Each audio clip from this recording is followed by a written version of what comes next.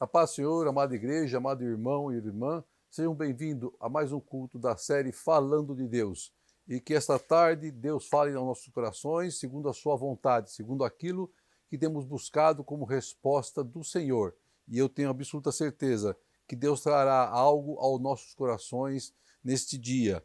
Neste último domingo, nós estivemos visitando a IERP de Rio Pequeno, a igreja em Rio Pequeno.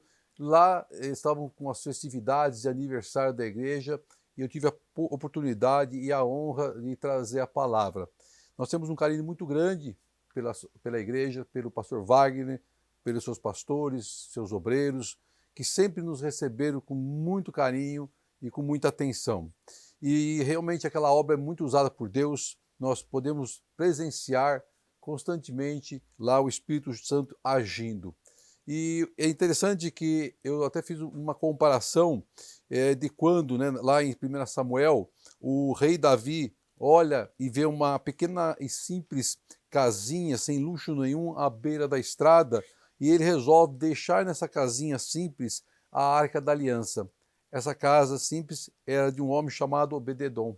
E diz a palavra que durante 3 meses a Arca da Aliança permaneceu nessa humilde casa. E durante esses 3 meses, essa humilde casa foi ricamente abençoada. Tanto a vida do Obed-edom, da sua família, da sua casa. Porque ele guardava a Arca da Aliança. Quando nós obedecemos à voz do Senhor, é o mesmo que guardar a Arca da Aliança em nossos corações. E é nesse momento que nós guardamos a palavra do Senhor em nossos corações, é que nós vivenciamos, presenciamos os milagres de Deus. E eu posso dizer com toda certeza que naquela casa se busca ao Senhor, se honra ao Deus, se serve a Deus. E a história é testemunho vivo na presença de Deus naquele lugar. Mais uma vez, parabéns a IERP pelos seus 40 anos. Eu quero aproveitar e usar a palavra tema que a IERP escolheu para suas festividades, que está em Josué 24:14. Josué 24:14. E a palavra diz assim: Agora, pois, temei ao Senhor e servi-o com sinceridade e com verdade, e deitai fora os deuses aos quais serviram vossos pais além do rio e no Egito, e servi ao Senhor. E servi ao Senhor. 2 pontos me chamam a atenção nessa palavra, nessa passagem. Primeiro, a importância da obediência à palavra de Deus. Segundo, a importância de Josué para o seu povo e para Deus. Josué não era o nome de nascimento dele. O nome de nascimento era Oséias e foi mudado por Moisés. Ele era filho de Num, da tribo de Efraim, e ele nasceu no Egito antes do Êxodo. Ele era descendente de José, o sonhador, ao qual nós conhecemos a palavra. E ele foi um dos 12 espias enviados por Moisés à terra prometida.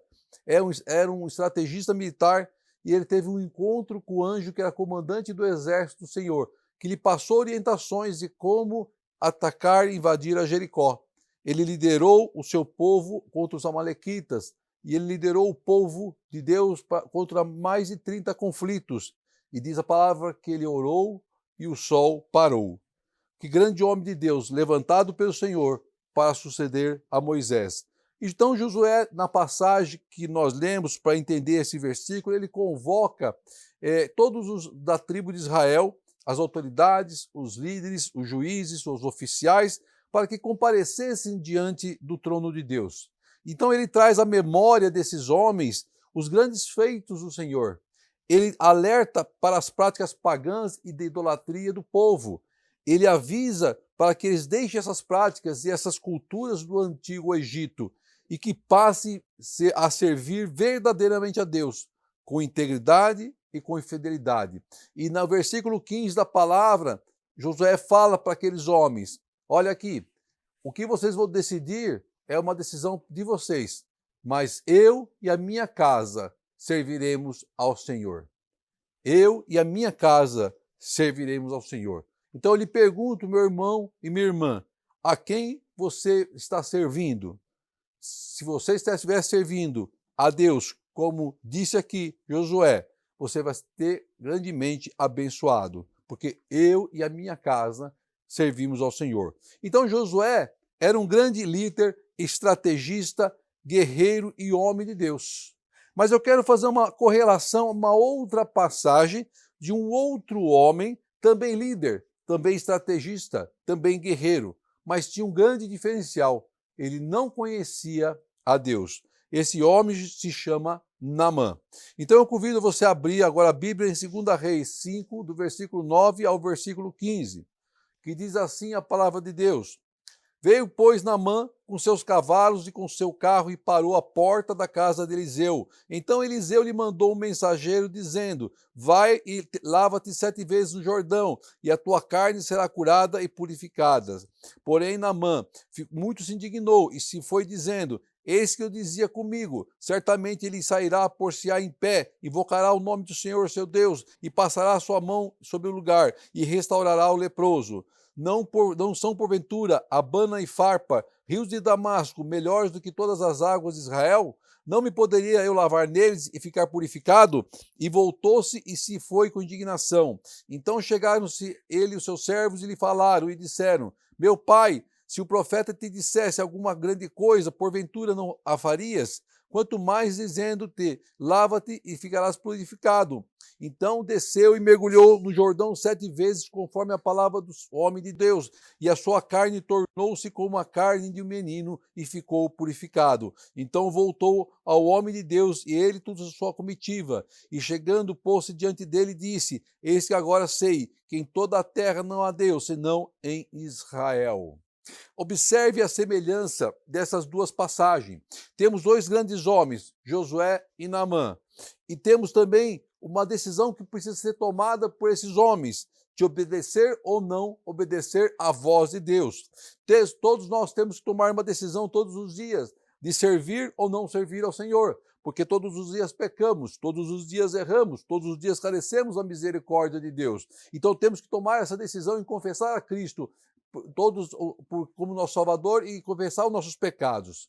Mas Naamã, quem era Naamã? Nós sabemos quem era Josué. Naamã era um importante e respeitado general sírio, mas ele tinha um problema, ele era leproso, uma doença sem cura, e normalmente os leprosos eram afastados da sociedade, eram afastados de todos. Mas Naamã era importante para o seu povo e para o seu rei, trouxe muitas vitórias. Assim como Josué era importante para o seu povo e para Deus, assim como você é importante para a obra de Deus e para Deus. A palavra diz que Naamã era um homem poderoso, um homem de riquezas, tinha acesso aos melhores médicos, tinha acesso ao melhor da medicina, tinha acesso aos melhores hospitais, mas nada disso adianta, porque ele não conhecia Deus.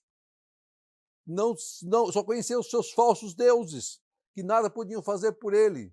Mas o verdadeiro Deus ele não conhecia, diferente de Josué, diferente de você, diferente de nós, porque nós conhecemos a Deus e é no Senhor que nós buscamos socorro, na hora que a coisa aperta, na hora que nós não vemos saída, na hora que achamos que não tem mais jeito, é em Deus que nós buscamos socorro e dele vem a resposta. Mas em tudo há um propósito de Deus no que estava acontecendo. Havia um propósito de Deus na vida de Naamã, como havia um propósito de Deus na vida de Josué e seu povo, como há um propósito de Deus sobre a tua vida. Veja como Deus opera. Muitas vezes nós nos confunde. A palavra diz que uma menina israelita era escrava na casa de Naamã. Diz que ela falou com a senhora de Naamã a respeito de que havia um profeta em Samaria e que esse profeta poderia curar a vida, curar a lepra do seu senhor. Então havia uma esperança de cura. Irmão, meu irmão, minha irmã, há uma esperança para a sua causa. Não sei qual é, mas há esperança quando nós estamos debaixo da bênção do Senhor, debaixo da promessa de Deus. Deus então usa alguém para levar aquele homem a oportunidade de ser curado. Deus usou alguém na tua vida para você conhecer a Cristo. Deus usou alguém na minha vida para que eu conhecesse a Cristo. Deus usou então a menina escrava na casa de Naamã. Se ela não conhecesse a Deus, se ela não tivesse uma experiência na sua vida com Deus, por que então ajudaria a Naamã? Ela era escrava, Ela tinha sido afastada da sua casa e da sua família, mas ela conhecia Deus e ela estava sendo usada por Deus para falar a Naamã. Aí nós olhamos pelo outro lado, Naamã, porque um general poderoso, de autoridade, daria ouvidos a uma escrava, a uma menina escrava israelita. Poderia ele pensar que o que ela estava falando é para jogar ele numa armadilha, numa cilada, para matá-lo. Mas havia propósito de Deus. E tanto Deus tocou no coração de Naamã, como tocou no coração de Faraó, para que eles ouvissem e cumprissem a vontade do Senhor, do jeito que Deus assim deseja. Para Deus, todos temos grande valor. Todos nós somos importantes. Você tem grande valor. Naamã era um homem de grande valor para seu povo. Tinha recomendações do seu rei, do rei terreno, mas não conhecia Deus. Josué era um homem de grande valor para Deus e tinha recomendações do rei dos reis, do Senhor. Vamos pegar como exemplo, Jó era um homem de grande valor para Deus. E Deus, no momento que Jó foi tentado por Satanás, Deus lança para Satanás as virtudes de Jó. Ele descreve quem era Jó. Lá em Jó 1:8, diz então o Senhor a Satanás: reparou em meu servo Jó? Não há ninguém na terra como ele, irrepreensível, íntegro, homem que teme a Deus, evita do mal. Deus leu o currículo de Jó.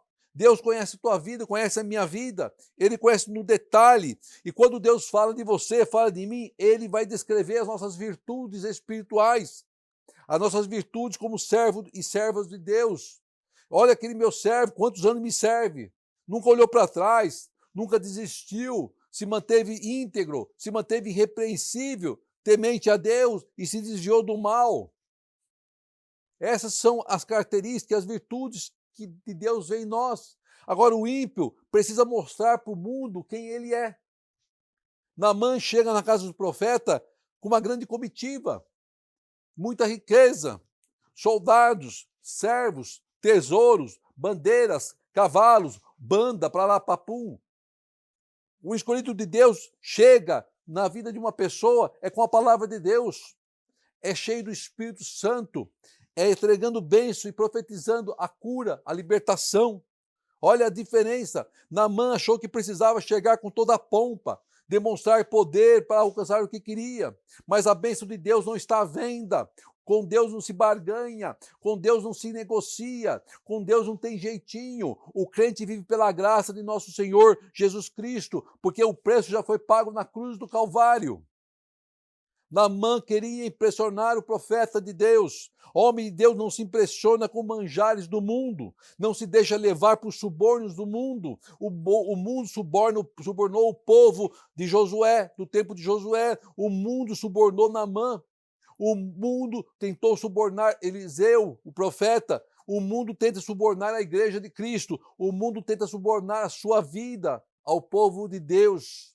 Por isso temos que estar com os pés na rocha, que é Cristo, para suportarmos as tentações do mundo, para suportarmos os ataques do mundo, porque o mundo bate a nossa porta, oferecendo iguarias todos os dias.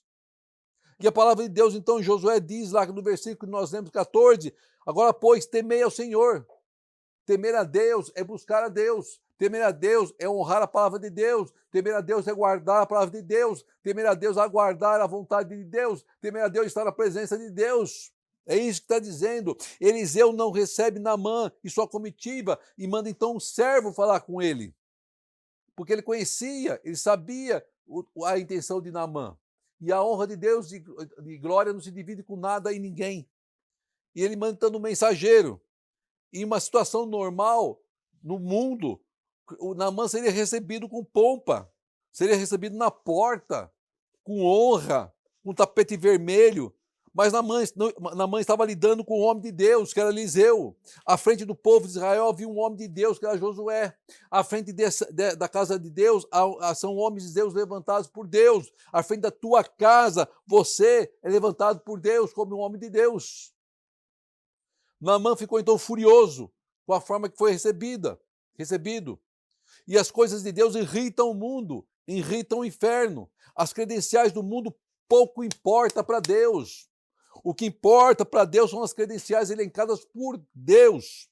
O homem de Deus age como homem de Deus e não como ímpio. Naamã queria pompa, festa, honra. O que o profeta então fizesse um teatro para ele, falasse em línguas, invocasse o nome de Deus e lá ele seria curado na frente dos seus servos e sairia todo aplaudido.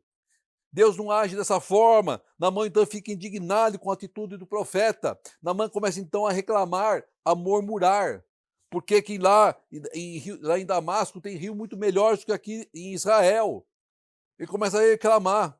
Quando nós estamos longe de Deus, afastados da palavra de Deus, também começamos a reclamar.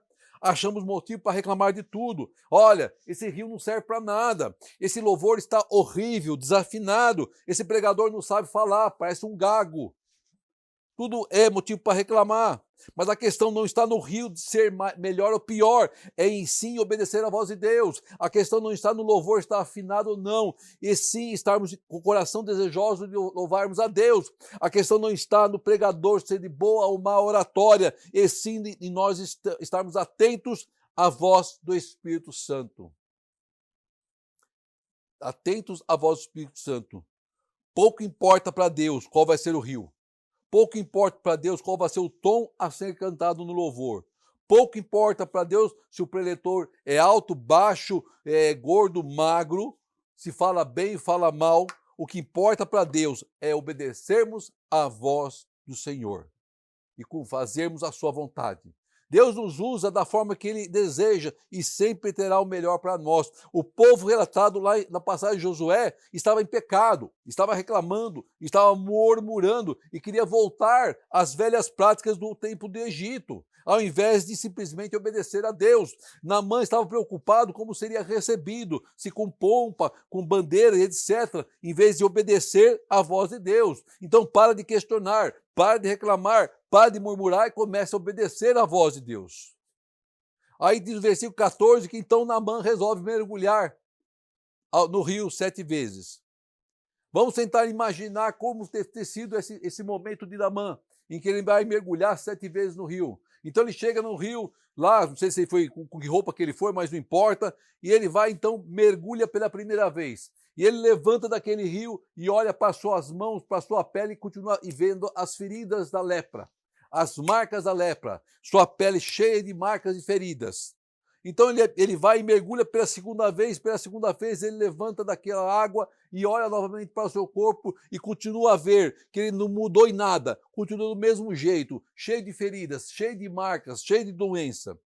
E pela terceira vez, Naamã mergulha novamente naquele rio. E ele se levanta novamente e olha novamente para o seu corpo. E nada mudou. Continua marcado pela doença. Continua marcado pela enfermidade. E pela quarta, e pela quinta, e pela sexta vez, Naamã desce naquele rio. E mergulha naquelas águas. E se levanta. E ele olha para a sua pele. Tudo igual. Cheio de feridas. Cheio de marcas. Cheio de dores. Uma pele marcada, nada mudou, tudo continua igual.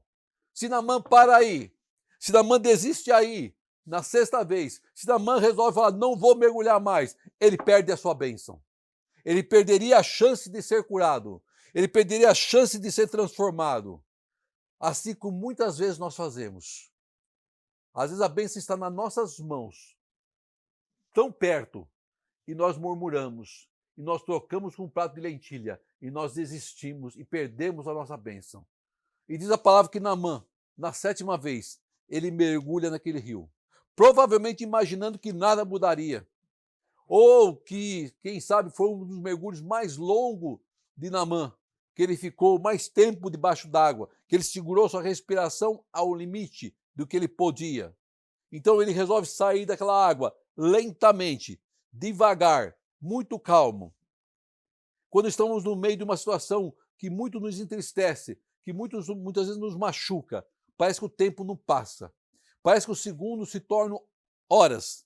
Parece que ficamos esperando o milagre de Deus, mas que ele nunca chega. Tudo se torna demorado. Começamos a ficar sem esperança de que algo mudaria, de que a promessa chegará. E começamos a pensar que tudo não passou de uma mentira, de um engano. Então Naamã começa a sair das águas, ele começa a se levantar, da mesma forma achando que nada ia mudar. que estaria igual como das outras vezes, com as mesmas feridas e marcas no seu corpo. E quando ele começa a olhar para o seu corpo, ele começa a ver algo diferente, ele começa a ver uma pele diferente. Provavelmente ele não acreditou no que estava vendo, ele deve ter fechado os olhos e aberto novamente para ver se era verdade. E ficou meio difícil da ficha cair. Então Naamã olha novamente para a sua pele. Atentamente ele resolve tocar na sua própria pele, para saber se é verdade o que estava acontecendo. E ele começa a ver, sentir a sua pele. E ele vê que não há mais marcas, ele vê que não há mais manchas, ele vê que as feridas haviam sumido, a pele estava limpa, estava perfeita, sem manchas, pura, como pele de uma criança. Como pele de uma criança. Por muito pouco, Naamã não perde a sua bênção. Mas ele foi até o final. E ele recebeu a sua bênção. Tem gente quase perdendo a sua bênção, porque deixa de cumprir a palavra de Deus. Deixa de olhar para o milagre de Deus. Deixa de se tocar para sentir o milagre de Deus. Toma posse do que é seu, meu irmão, minha irmã. Olha para o teu corpo, olha para o seu interior, olha para a sua vida, olha de onde Deus te tirou.